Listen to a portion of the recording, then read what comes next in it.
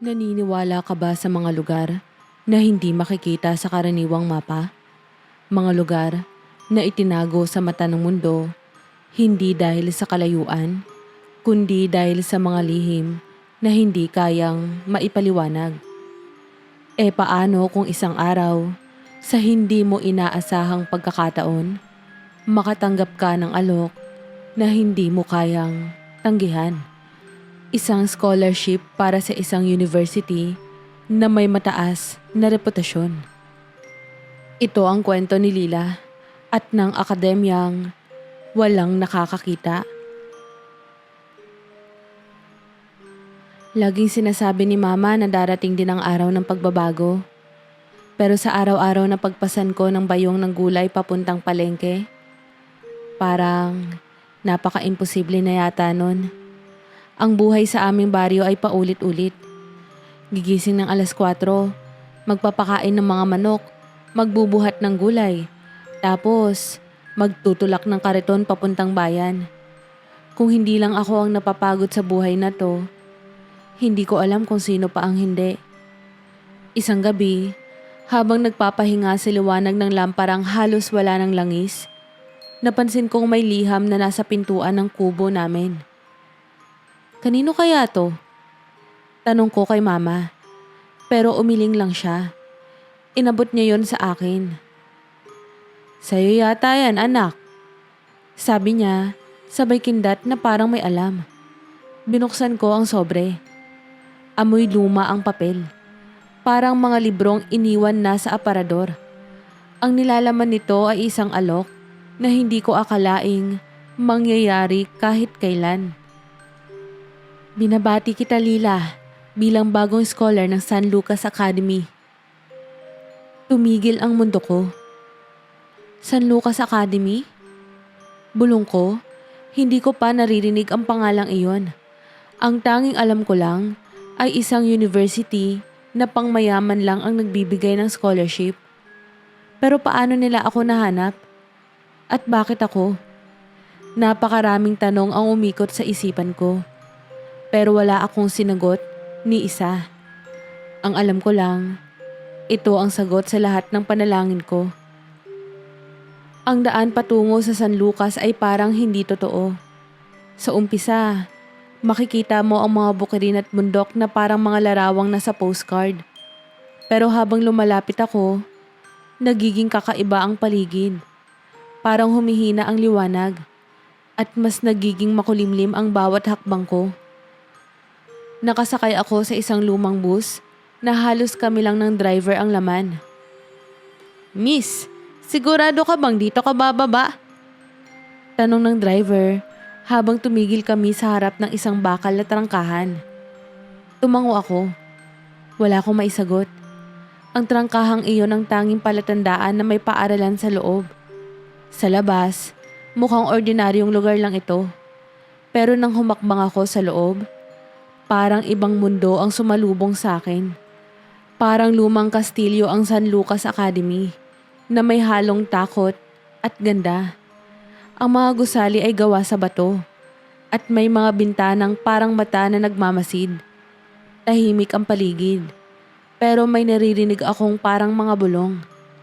O baka imahinasyon ko lang yon. Lila! Isang babaeng naka-uniform ang lumapit sa akin. Siya ang magiging gabay ko raw. Mukha siyang masayahin, pero may kakaiba sa tingin niya.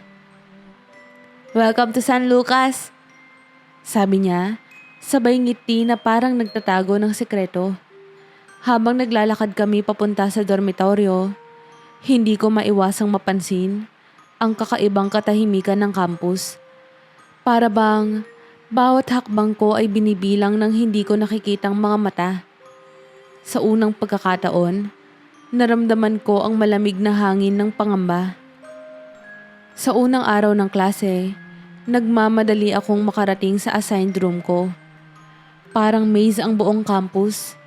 Ang mga pasilyo ay puno ng liko at bawat sulok ay may madilim na kanto na tila hindi naaabot ng liwanag. Ang orasan sa pasilyo ay laging nagmamadali. Parang pinaglalaruan ang oras. Pagdating ko sa silid, Agad akong nakaramdam ng tensyon. Ang mga estudyante ay tahimik na nakaupo. Halos walang kibuan. Ang mga upuan ay nakahilera. At bawat isa ay parang may sariling mundo. Naupo ako sa pinakahuling hilera. Nagtatangkang hindi mapansin. Bagong salta? Tanong ng isang boses sa tabi ko. Tumingin ako at nakita ko ang isang lalaki na mukhang mas bata kaysa sa karamihan. Payat siya, may salamin, at tila hindi interesado sa anumang nangyayari. Oo, sagot ko. Ikaw? Ethan, sabi niya, hindi man lang tumingin sa akin. Isang payo lang, huwag mo nang subukang alamin ang mga bagay-bagay. Bago ko pa masagot ang sinabi niya, dumating ang professor namin. Isang matandang lalaki na may malamig na tingin. Magsisimula na sana siya sa leksyon nang biglang bumukas ang pintuan. Isang grupo ng mga estudyante ang pumasok. Napansin ko agad ang nangunguna sa kanila. Isang matangkad, maputing lalaki na may mapanuksong ngiti. Siya daw si Lucas. Hindi ko siya kilala. Pero sa isang tingin pa lang, alam kong naiiba siya. Late ka na naman, Lucas. Sabi ng professor. Pero parang wala lang sa kanya yon. Tumayo si Lucas sa likuran, malapit sa upuan ko. Habang dumadaan siya, parang may malamig na hangin na sumabay. May kakaiba sa kanya. Parang may oras siya na magulo. Mapanganib. Bago ka. Bulong niya habang dumadaan sa tabi ko. Hindi ko alam kung matatakot ako o magpapanggap na walang narinig. Kinagabihan, hindi ako mapakali. Hindi ko maalis sa isipan ang mga sinabi ni Ethan at ang presensya ni Lucas. Ang dorm ay tahimik, pero sa likod ng katahimikan ay parang may kung anong nagmamasid. Pinilit kong makatulog, pero 12:00 na ng gabi ay gising pa rin ako. Biglang may narinig akong kalansing ng bakal sa labas ng kwarto ko. Dahan-dahan akong bumangon. Sinilip ang bintana at nakita ko si Cassie, ang babaeng gabay ko noong unang araw, na naglalakad papunta sa ikalimang gusali, ang lugar na mahigpit na ipinagbabawal. Bago ko pa man mapigilan ang sarili, sinundan ko siya. Dahan-dahan akong naglakad sa pasilyo. Pilit pinipigilan ang kabog ng dibdib ko. Pagdating sa gusali, natagpuan ko siyang pumasok sa isang pintuan na may simbolo ng isang bilog na may gitnang krus. Nagtago ako sa likod ng pader at sinilip ang loob.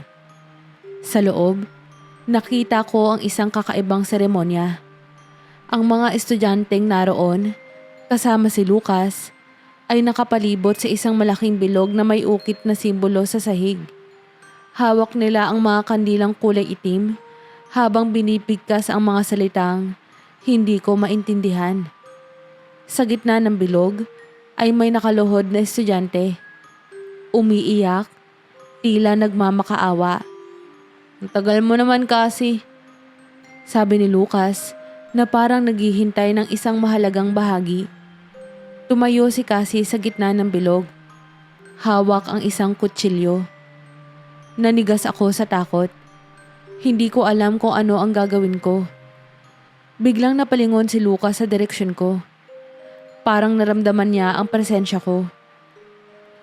May nanonood, sabi niya, casual, ngunit puno ng banta. Nagsimula akong tumakbo, at sa bawat hakbang ko, naririnig ko ang yabag na sumusunod sa akin. Hindi ko na alam kung paano ako nakabalik sa dorm, pero nang makarating ako, agad akong nagkulong sa kwarto at nagdasal na sana ay panaginip lang ang lahat ng yon.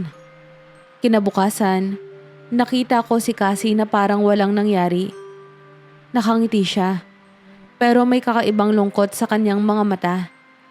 Hindi ko alam kung kaya ko pang manatili sa San Lucas, pero isa lang ang sigurado ko. May mga lihim dito na hindi ko kayang hindi alamin. Hindi ko makalimutan ang mga nangyari noong gabing iyon.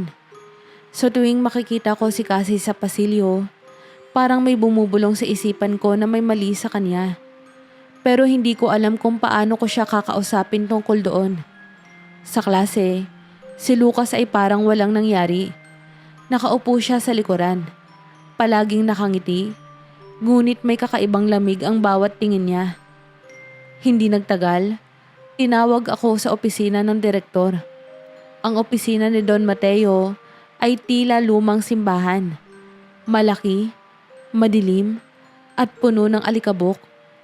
Umupo ako sa harapan niya, habang siya ay tahimik na binabasa ang ilang papeles. Lila. Nagsimula siya, hindi man lang tumingin sa akin. Nalaman ko na napunta ka sa lugar na hindi mo dapat puntahan. Ang boses niya ay kalmado, ngunit puno ng paninindak. Pasensya na po. Hindi ko naman po sinasadya. Tumayo siya at naglakad palapit sa bintana, nakatingin sa labas. May mga patakaran ng San Lucas na kailangang sundin. Hindi ito para sa amin, kundi para sa inyong kaligtasan. Tumalikod siya sa akin, at sa kauna-unahang pagkakataon, tumingin siya ng diretsyo sa aking mga mata. Isa pang pagkakamali, Lila, at mawawala ka rito. Hindi mo gugustuhin malaman kung ano ang ibig sabihin ng mawala. Pagkalabas ko ng opisina, parang nawala ang lahat ng lakas sa katawan ko. Alam kong may malalim na dahilan kung bakit mahigpit ang mga patakaran dito. Pero hindi ko alam kung handa ba akong alamin ang buong katotohanan. Kinagabihan, habang nakaupo ako sa gilid ng kama, pilit kong inaayos ang isip ko. Gusto ko nang umalis sa San Lucas. Pero paano? Wala akong ideya kung paano makakabalik sa aming baryo. Ang campus na ito ay parang isang kulungan. At kahit anong gawin ko, hindi ko maramdaman ang daan palabas. Kinatok ni Lucas ang pinto ko. Hindi ko alam kung bakit pero binuksan ko ang pintuan. Nakatayo siya roon. Nakangiti. Hawak ang isang maliit na kahon. Di mo man lang ba ako papapasukin? Tanong niya, at hindi ko alam kung bakit, pero parang nawalan ako ng kakayahang tumanggi.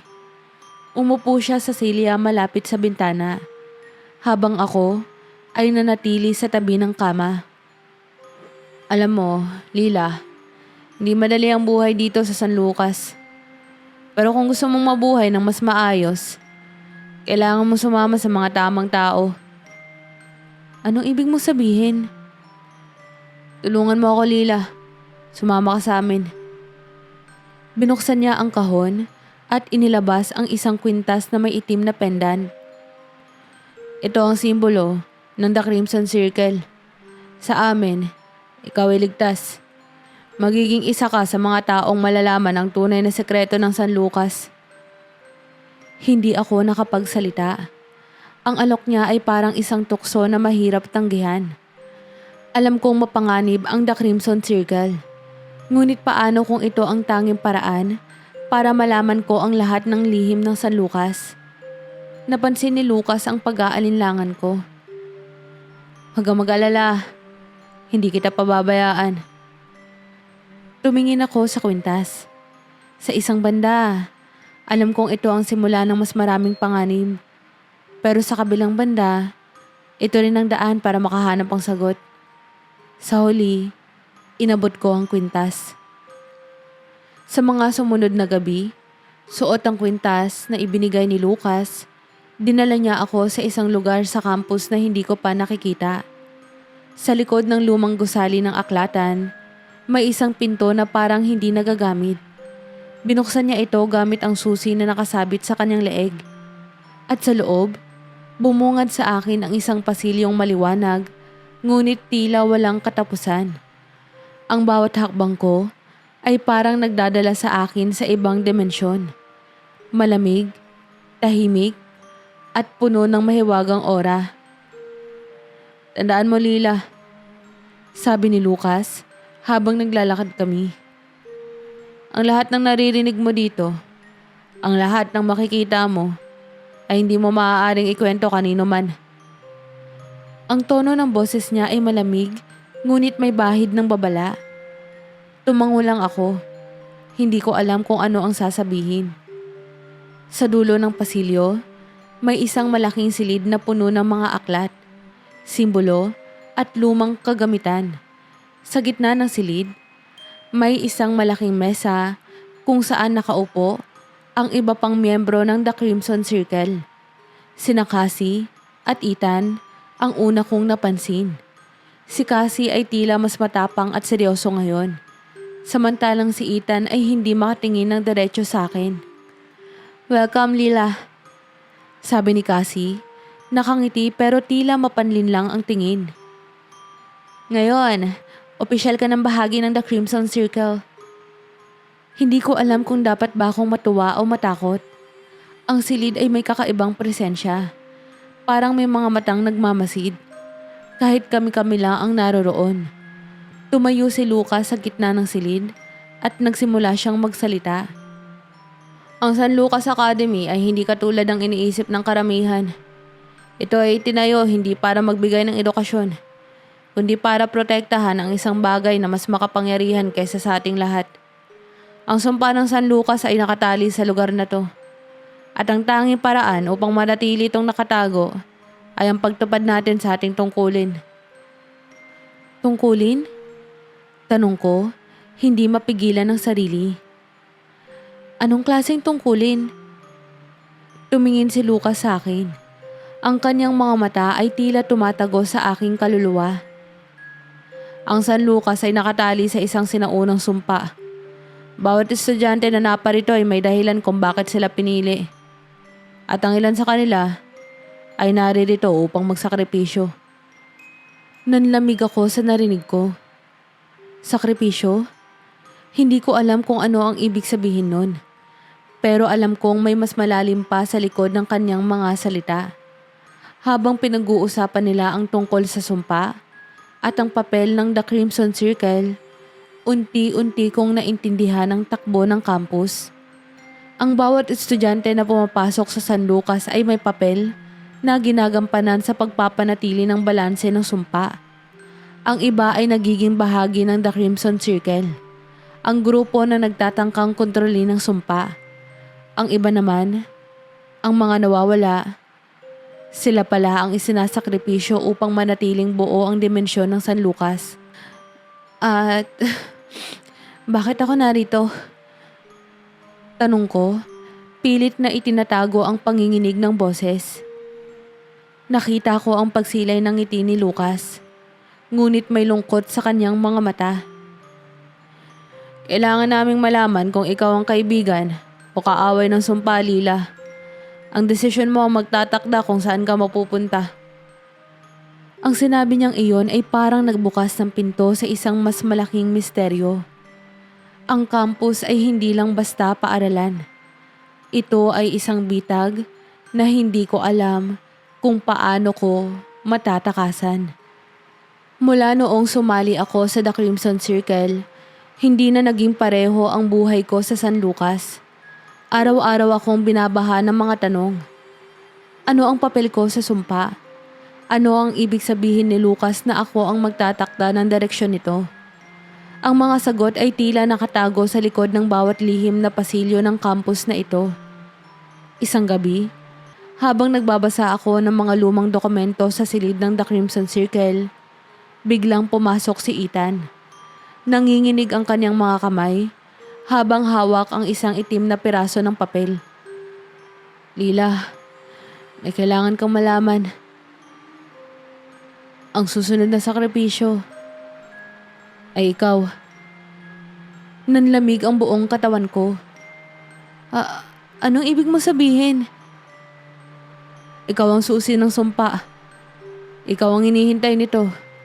Kaya ka napunta dito, hindi para matuto, kundi para maging kabayaran. Kapag isinakripisyo ka, ang dimensyon ng San Lucas ay mananatiling buo.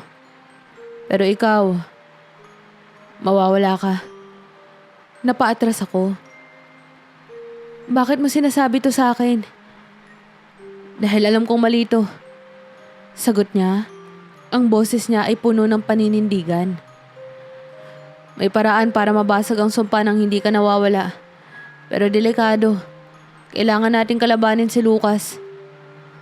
Sa puntong iyon, nalaman ko na hindi ko kayang magtiwala kahit kanino. Ngunit may bahagi sa akin na gustong maniwala kay Ethan.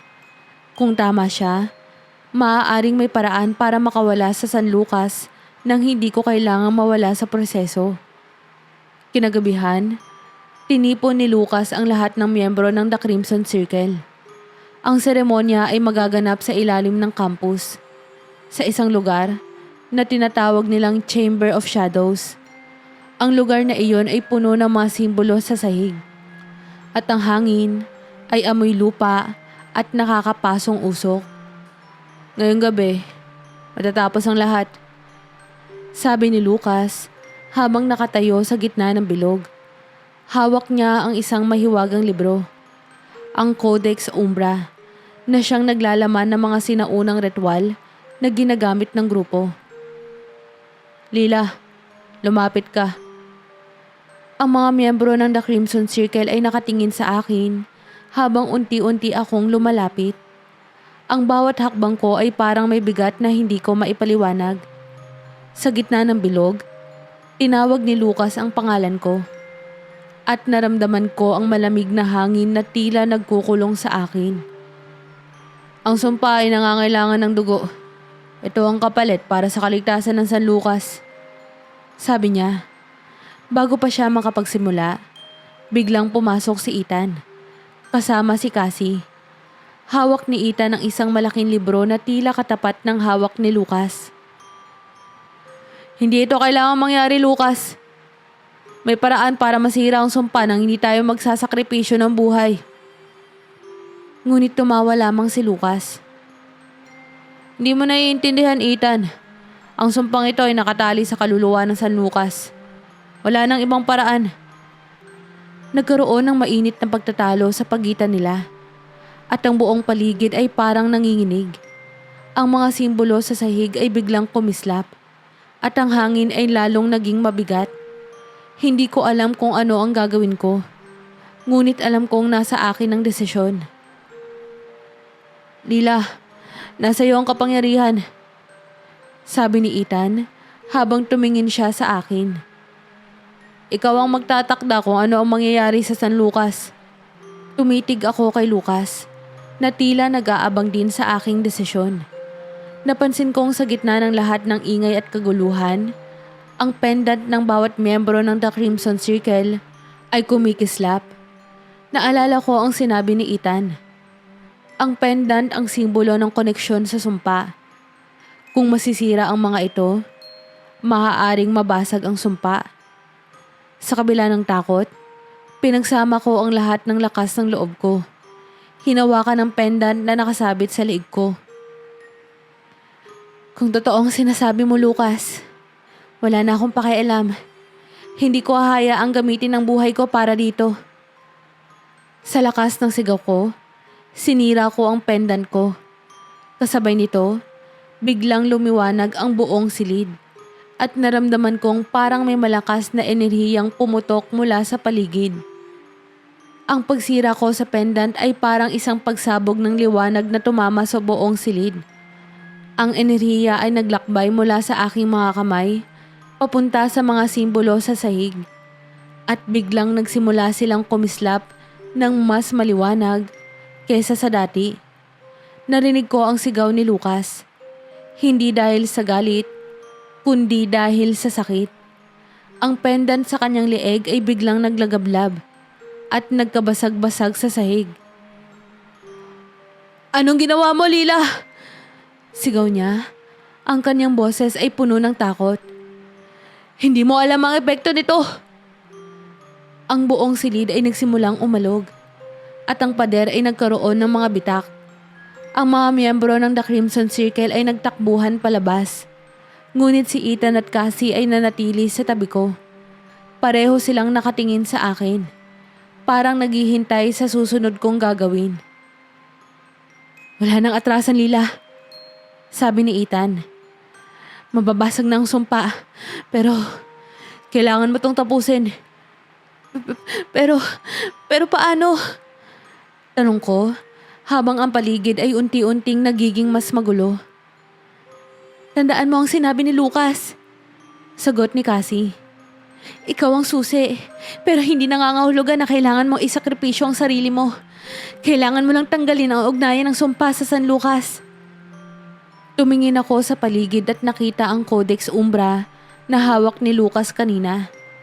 Nasa sahig ito, nakabuka sa isang pahina na may nakaukit na sinaunang simbolo. Agad akong tumakbo papunta roon at binasa ang nakasulat. Ang sumpa ay mababasag kung ang lakas nito ay isasakripisyo pabalik sa pinag-ugatan nito. Tumingin ako kay Lucas na tila nawawalan na ng lakas. Ikaw ang pinagmulan nito, hindi ba? Ikaw ang tumali sa sumpa sa San Lucas. Ngumiti si Lucas. Ang kanyang mga mata ay puno ng kalungkutan. Oo, ako. Ngunit ako rin ang unang biktima nito. At ngayon, handa na akong ukasan nito. Lumapit siya sa akin. At sa unang pagkakataon, nakita ko ang pagiging tao sa kanyang mga mata. Lila, hawakan mo ang libro at sundan mo ang nasa pahina. Tanggalin mo ako sa sumpa. Sinunod ko siya, kahit nanginginig ang mga kamay ko. Habang binibigkas ko ang mga sinaunang salita, naramdaman kong parang hinihigop ng libro ang niriya ng buong silid. Si Lucas ay unti-unting nawawala. Parang usok na natatangay ng hangin. Ang kanyang huling tingin sa akin ay may pasasalamat. At bago siya tuluyang maglaho, narinig ko siyang nagsabi, "Salamat Lila, pinalaya mo na kami." Pagkatapos ng ilang sandali, tumigil ang pag-uga ng paligid. Ang mga simbolo sa sahig ay nawala at ang silid ay naging tahimik. Tumingin ako kina Ethan at Cassie at parehong may ngiti sa kanilang mga mukha. Tapos na, sabi ni Ethan. Mabubuhay na ang San Lucas bilang normal na lugar. Pagkalipas ng isang linggo, natuklasan ko na marami sa mga estudyante ng San Lucas ang nagdesisyong umalis. Wala nang The Crimson Circle at ang campus ay unti-unting naging tahimik. Si Ethan at Cassie ay nagpaalam na rin at sa huling pagkakataon, nagpasalamat sila sa akin. Lila, sabi ni Ethan, ginawa mo ang tama. Hindi mo lang kami pinalaya, kundi ang lahat ng mga susunod pang henerasyon. Tumango ako, ngunit sa loob-loob ko, alam kong may bahagi ng San Lucas na hinding-hindi ko malilimutan. Ang mga anino, ang mga lihim, at ang mga sakripisyo ay nananatili sa akin bilang paalala na ang bawat desisyon ay may kabayaran. Bago ako umalis sa San Lucas, huling tinanaw ko ang campus. Ang lugar na minsan ay naging tahanan ng mga misteryo, ay ngayon tila ordinaryo na lamang. Ngunit alam ko, sa ilalim ng katahimikan nito, nananatili ang alaala ng sumpang minsang nagkubli sa lugar na iyon. Sa huling pagkakataon, narinig ko ang bulong ng hangin na parang boses ni Lucas. Ikaw ang susi, Lila. At ngayon, ikaw ang kalayaan. Ngumiti ako at naglakad palayo. Dala ang bagong simula ng aking buhay.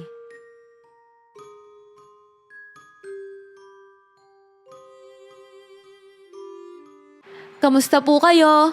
Muli, maraming salamat po sa pagsubaybay. Huwag niyo po sanang kalilimutang mag-like at mag-subscribe. Hello po pala sa mga bago kong subscribers at sa mga dati ko ng subscribers. Have a nice day po sa inyo!